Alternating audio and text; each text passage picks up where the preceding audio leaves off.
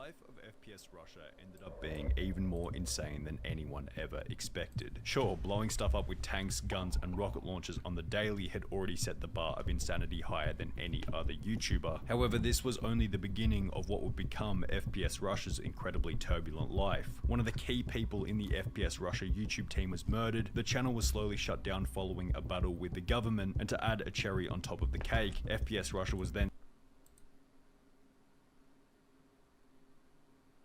FPS Russia YouTube team was murdered, the channel was slowly shut down following a battle with the government, and to add a cherry on top of the cake, FPS Russia was then sent to prison. The what? Raided by 40 FBI agents.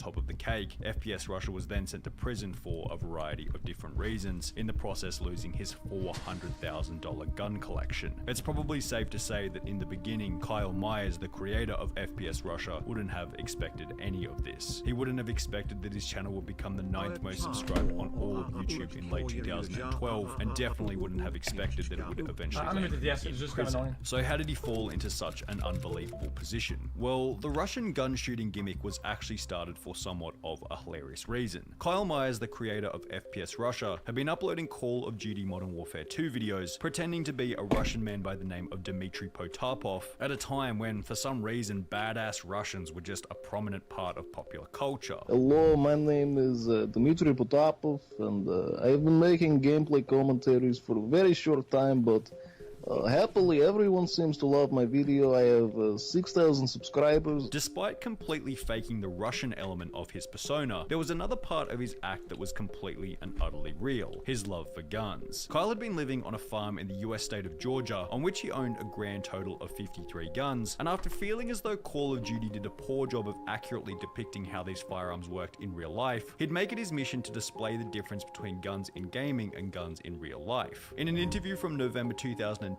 Kyle would state, "There are just so many unrealistic things in the Call of Duty games that I wanted to see if any of them could actually be done in real life." FPS Russia would create a real-life version of the explosive RCXD car from Black Ops,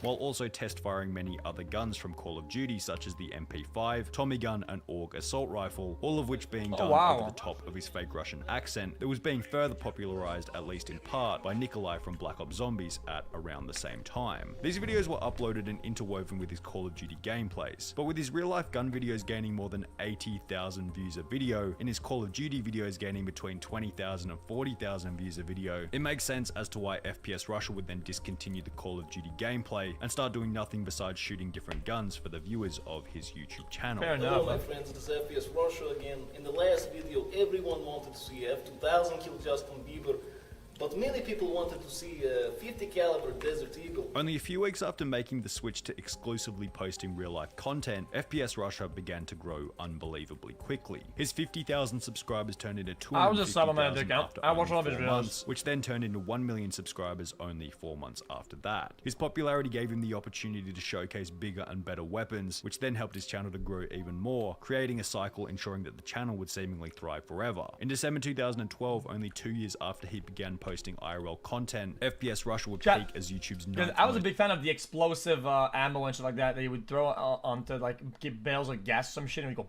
subscribe channel with a little over 3 million followers. However, 2 months after achieving such a milestone, a tragic event occurred that would completely and utterly derail the future and success of the FPS Russia channel.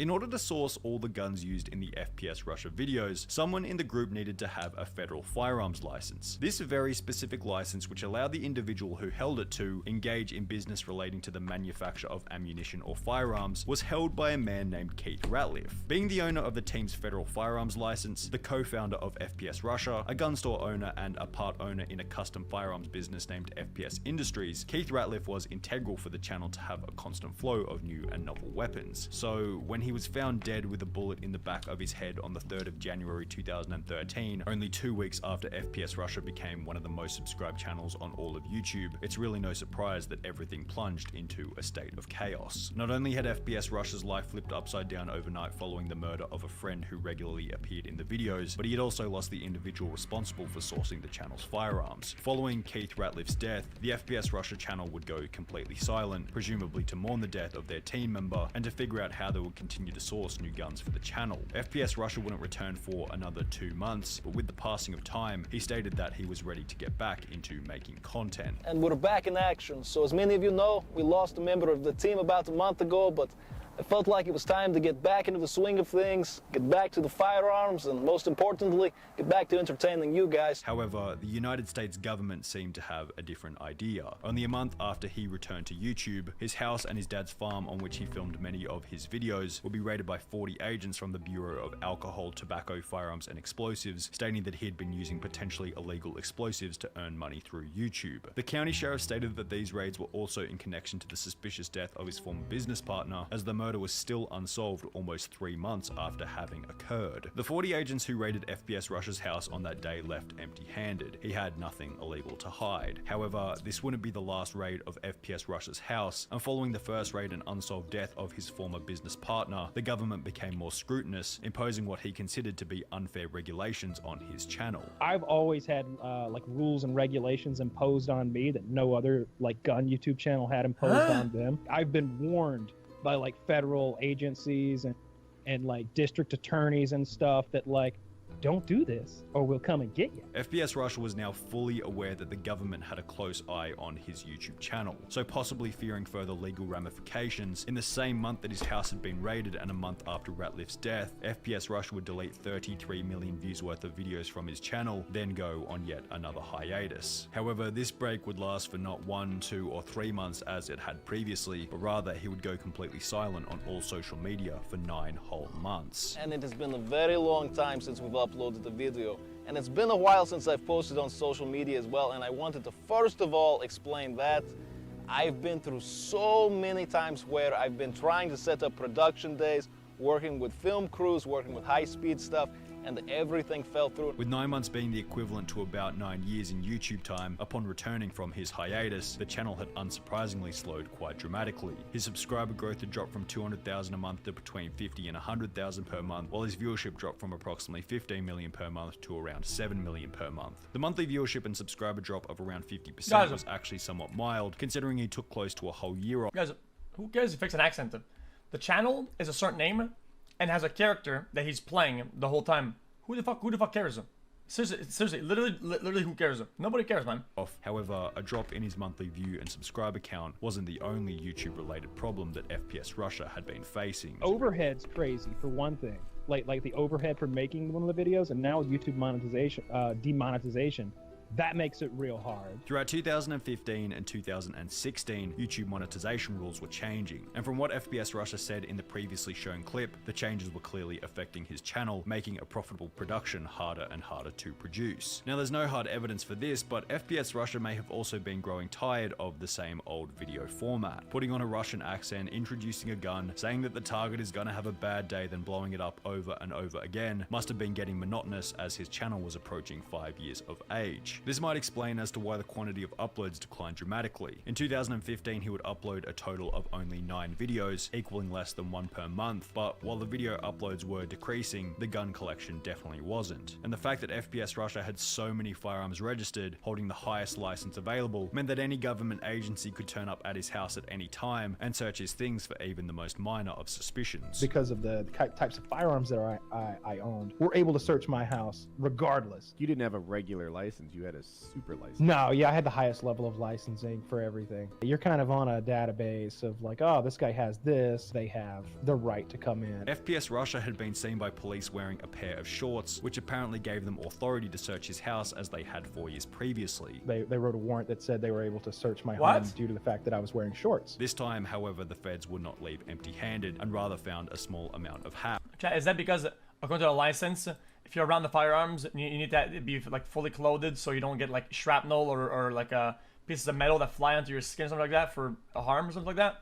Or am I completely off the fucking mark? found a small amount of hash, ultimately resulting in a prosecution as only Wait, they did what? Warrant that said which apparently gave them authority to search his house as they had 4 years previously. they wrote a warrant that said they were able to search my home due to the fact that I was wearing shorts. This time, however, the feds would not leave empty-handed and rather found a small amount of hash, ultimately resulting in a prosecution, as owning illegal drugs while also owning a firearm is a federal offense in the USA. However, it got worse. Since he had shared the drugs with his girlfriend at the time, he was somewhat ridiculously charged with the intention to distribute. Sharing What? marijuana with a second party is distribution by the law. The severity of the charge also meant that the government was able Wait, that makes no sense at all. What state does he live that they do that? to confiscate FPS Russia's $400,000 firearm collection consisting of over 50 guns. 200K? Who are you gonna convince that a guy with his girlfriend is intent to distribute? How can you prove that? Nobody would fall for this. Like, you could get more than that in guns. Yeah, closer to 400. They took $400,000 worth of guns? After almost 2 years of back and forth legal discussion, FPS Russia was sentenced to 56 days in federal prison with a $7,500 fine and 2 years probation upon release. He would be released from prison in October 2019. However, in the process, he lost his gun collection, a bit of his dignity, and as comical as it sounds, his Russian accent. The fact that FPS Russia was on probation for 2 years meant he wasn't allowed access to any type of firearm. Obviously, felons aren't allowed firearms, but people What who are on the- probation aren't allowed like anything. Like, I can't even have like pepper spray. And therefore there was no way for the FPS Russia videos to continue legally. Yeah, I'm a felon. I can't get guns until Ever like, again? Yeah, until they pass some sort of law. Okay. Eventually, I think eventually like that'll come full circle. But who knows? Or maybe some state will refuse to observe federal law. Or I might just go to another country. Right, Like I'm willing to do any of the three. Kyle Myers Doesn't matter if you agree with weed or not or whatever. This is just fucking stupid. has impressively That's just maintained his dumb. success on YouTube as a host of the incredibly popular PKA or Painkiller Already podcast. However, unfortunately, the same cannot be said for everyone's favorite Russian, Dmitry Potapov. FPS Russia's final video is uploaded to the channel on the 17th of April 2016, and as mentioned, unless there's a change to laws surrounding gun ownership for felons, or he decides to move to another country, it's unlikely that this will change anytime soon. I mean, you wouldn't be able to move to a country and get a super license over there, right? Unless you go to some scuffed ass place.